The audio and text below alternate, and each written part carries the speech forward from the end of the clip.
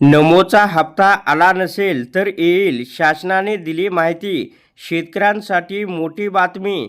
तरच 2,000 रुपये का आला नाही, किती शेतकरी, ए टू झेड माहिती या व्हिडिओच्या माध्यमातून आपल्याला पाहायला मिळणार आहे. म्हणून हा व्हिडिओ आपण शेवटपर्यंत पहा आणि जास्तीत जास्त आपल्या शेतकरी बांधवांपर्यंत शेअर करा, जेणेकरून त्यांना या ठिकाणी लाभ मिळून जाईल.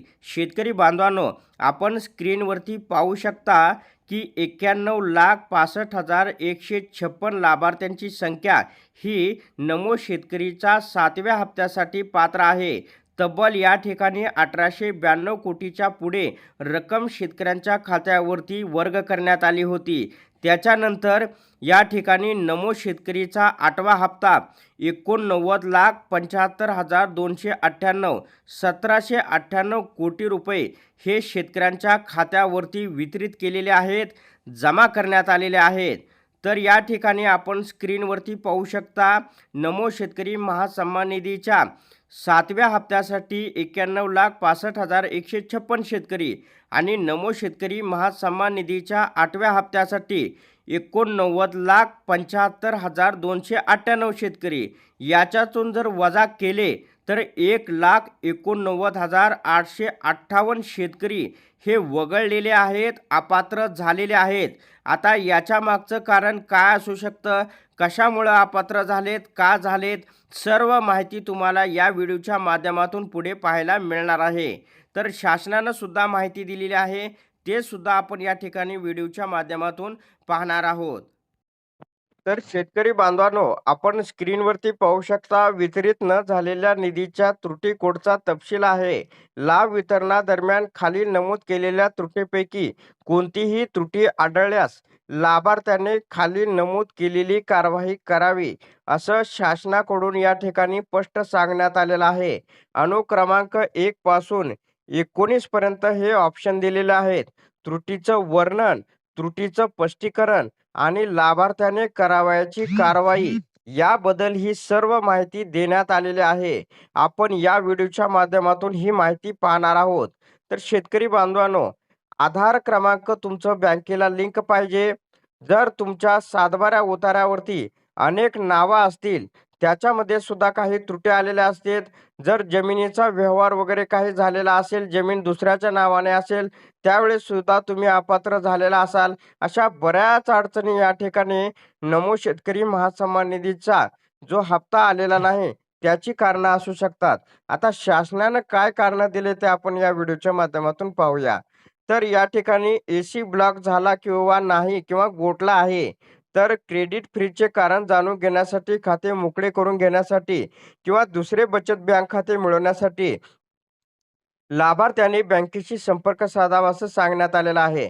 तर लाभार्थ्याने करावयाची कारवाई, क्रेडिट गोठवण्याचे कारण जे आहे ते बँकेला जाऊन भेटायचंय किंवा दुसरे बचत बँक खाते सादर करायचंय. त्याच्यानंतर आहे, बँकेद्वारे NPCI मॅपरमधून आधार क्रमांक डी-सीड करण्यात आला आहे. ग्राहकाने त्यांच्या बँकेशी संपर्क साधावा. तर त्याच्यानंतर खाते बंद झाल्यामुळे किंवा खाते क्रेडिट मिळवण्यास अपात्र ठरल्यामुळे बँकेने मॅप केलेला आधार क्रमांक डी-सीड केला आहे. लाभार्थ्याने NPCI मॅपरमध्ये आधार पुन्हा जोडण्यासाठी बँकेशी संपर्क साधावा. आधार क्रमांक खाते क्रमांकाशी जोडलेला नाही.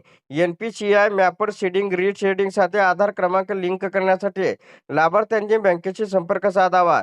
सीडिंग रीसीडिंगसाठी आधार क्रमांक लिंक करण्याकरता लाभार्थ्याने बँकेला भेट द्यावी. आधार क्रमांक वैध नाही, तर लाभार्थ्याने प्रविष्ट केलेला आधार क्रमांक वैध नाही, तर लाभार्थ्याने या ठिकाणी आधार क्रमांक प्रविष्ट करावा असं सांगण्यात आलेलं आहे, तोही अचूक. त्याच्यानंतर आता खातं बंद झाले, तर लाभार्थ्याने दिलेलं बचत बँक खाते बंद झाले आहे. लाभार्थ्याने बँकेत येऊन त्यांच्या आधार क्रमांकाशी जोडलेले दुसरे बचत बँक खाते सादर करावे. खातेधारकाची मुदत संपलेली आहे, तर कायदेशीर वारसाचा खाते क्रमांक डेटाबेसमध्ये अद्ययावत केला पाहिजे. अंमलबजावणीसाठी करणाऱ्या संस्थेने त्याच खाते क्रमांकाद्वारे पुढील महिन्यामध्ये कोणताही व्यवहार करू नये. लाभार्थ्याने कायदेशीर वारसाचा खाते क्रमांक अद्ययावत करावा. आता 7 नंबरचा आहे, खाते निष्क्रिय आहे.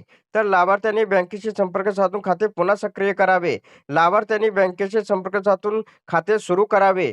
PMFBYच्या खाते क्रमांक अवैध म्हणून चिन्हांकित केला आहे, तर चुकीचा बँक खाते क्रमांक प्रविष्ट झाला आहे, तर कृपया तुमच्या बँकेशी संपर्क साधा किंवा संस्थेच्या प्रोफाईलमध्ये दुसरे बँक खाते जोडा असं सांगण्यात आलेलं आहे.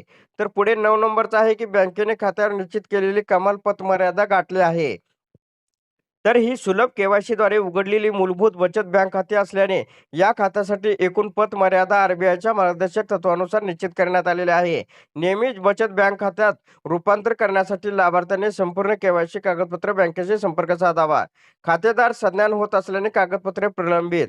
तर या ठिकाणी कारवाई काय करायची की खाते सक्रिय करण्यासाठी लाभार्थी संज्ञान झाल्यावर त्याला संपूर्ण केवायसी कागदपत्र सादर करायचे. आता निष्क्रिय खाते, तर लाभार्थ्याने काय करायचे, बँकेशी संपर्क साधून खाते हे सक्रिय करून घ्यायचे. खाते सक्रिय करून घेण्यासाठी लाभार्थ्यांनी बँकेशी संपर्क साधावा. 12 नंबरचा आहे की अवैध खाते प्रकार NRT, PPF, CC, कर्ज, FD. तर या प्रकारच्या खात्यामध्ये लाभ जमा करण्यासाठी मॅपरमध्ये आधार क्रमांक जोडू नये. तर क्रेडिट मिळवण्यासाठी लाभार्थ्याने आपले दुसरे बचत बँक खाते लिंक करणं आवश्यक आहे. अवैध बँक ओळखपत्र IFSC असो किंवा IIN असो, MICR सारखे बँक ओळखपत्र चुकीचे, तर लाभार्थ्यांनी या ठिकाणी यासारखी अचूक बँक ओळख माहिती प्रदान करणं आवश्यक आहे. तर केवायसी कागदपत्र प्रलंबित आहे. 14 नंबरचा ऑप्शन आहे. लाभार्थ्याने आवश्यक केवायसी कागदपत्रे सादर करून केवायसी प्रक्रिया पूर्ण करण्यासाठी बँकेच्या कोणत्याही शाखेशी संपर्क साधावा. लाभार्थ्याने केवायसी प्रक्रिया पूर्ण करण्यासाठी बँकेच्या कोणत्याही शाखेशी संपर्क साधावा. आता 15 नंबरचा जे आहे, सहभाग उत्पादनाशी जोडलेला नाही. तर या त्रुटीवरून असे सूचित करण्यात येते की लाभार्थ्यांचे खाते कदाचित प्रयत्न केला जात असल्याचा प्रविष्ट प्रकारचा व्यवहार हाताळण्यासाठी सेट केलेला नसावे किंवा त्याचे खाते बँक व्यवहाराशी सक्रिय नसेल. तर लाभार्थ्याने त्याचे खाते सक्रिय आहे आणि व्यवहारासाठी पात्र आहे याची खात्री करण्यासाठी बँकेशी संपर्क साधावा. आता बँकेने नाकारले आहे कारण बँक खाते क्रमांक अवैध आहे. अर्जदाराने बँक खाते निष्क्रिय असल्यामुळे व्यवहार अयशस्वी झाला. तर बँक खात्याच्या समस्यामुळे व्यवहार अयशस्वी झाला. कृपया दुसरे बँक खाते जोडा किंवा तुमच्या बँकेशी संपर्क साधावा. पुढे आहे 17, 18, 19. वापरकर्त्याद्वारे व्यवहार रद्द करण्यात आला आहे. संदेशावरून असे दिसून येते की पाठवणारे व्यवहार सुरू केला होता, परंतु तो पूर्ण होण्यापूर्वी त्यांच्याकडून रद्द करण्यात आला आहे. तर समस्येची जी चौकशी करण्यासाठी लाभार्थ्याने बँक आणि पाठवणाऱ्याशी संपर्क साधावा. त्याच्यानंतर आहे 18चं डेबिटसाठी UID अक्षम आहे. UIDद्वारे UID रद्द करण्यात आले आहे. तर लाभार्थ्याचे आधार निष्क्रिय आहे. तर लाभार्थ्याने बँक NPCI मध्ये आपले आधार कार्ड रीसीडिंग करण्यासाठी बँकेशी संपर्क साधावा. याच्यानंतर पुढे आहे दावा न केलेले निष्क्रिय खाते. बँकेच्या विनंतीवरून नवीन कोड लागू करण्यात आला आहे, जेणेकरून निष्क्रिय सुप्त स्थितीतील रिटर्न टाळता येईल. तर लाभार्थ्यांनी बँकेत जाऊन त्यांच्या आधार क्रमांकाशी जोडलेले दुसरे बचत बँक खाते सादर करावे. तर अशा प्रकारे शेतकऱ्यांसाठी ह्या 19 महत्त्वपूर्ण अपडेट होत्या. तर अशा प्रकारच्या बऱ्याच अशा अडचणी आहेत, त्या शेतकऱ्यांनी सॉल्व्ह करायच्या आहेत. त्याच्याच नंतर शेतकऱ्यांना या ठिकाणी येणारा पुढचा हप्ता हा शेतकऱ्यांच्या खात्यावरती वर्ग होईल. धन्यवाद.